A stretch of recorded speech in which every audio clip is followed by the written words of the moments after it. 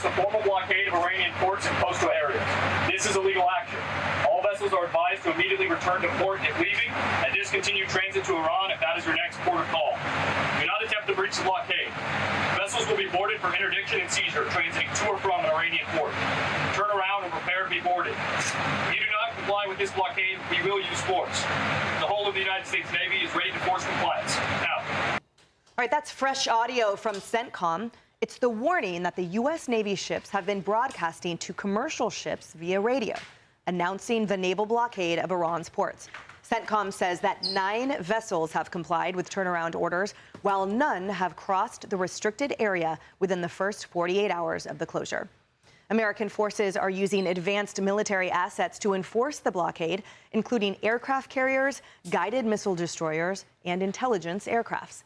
Matt Finn is live in Dubai on the Persian Gulf. Matt.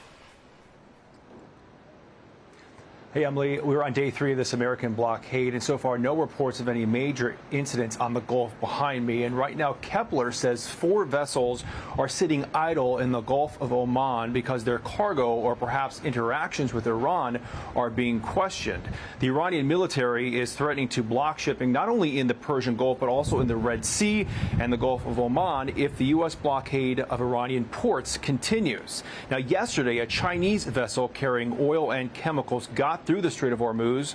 President Trump posted a truth today. China is very happy that I'm permanently opening the Strait of Hormuz. I'm doing it for them also and the world. This situation will never happen again. They have agreed not to send weapons to Iran.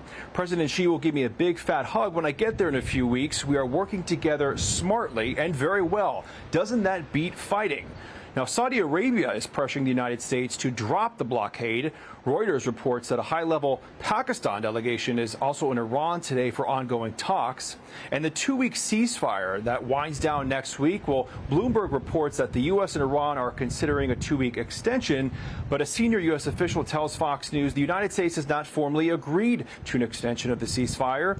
There is continued engagement between the U.S. and Iran to reach a deal. Now, the UAE, the country that we're in, they have said they're doubling down on the relationship with the United States, and they are willing to consider joining the U.S. if any force is used out on the Gulf. Back to you. Matt Finn, thank you, and stay safe. Now, be sure to like and subscribe for all the Fox News latest on YouTube and catch full shows streaming now on Fox One.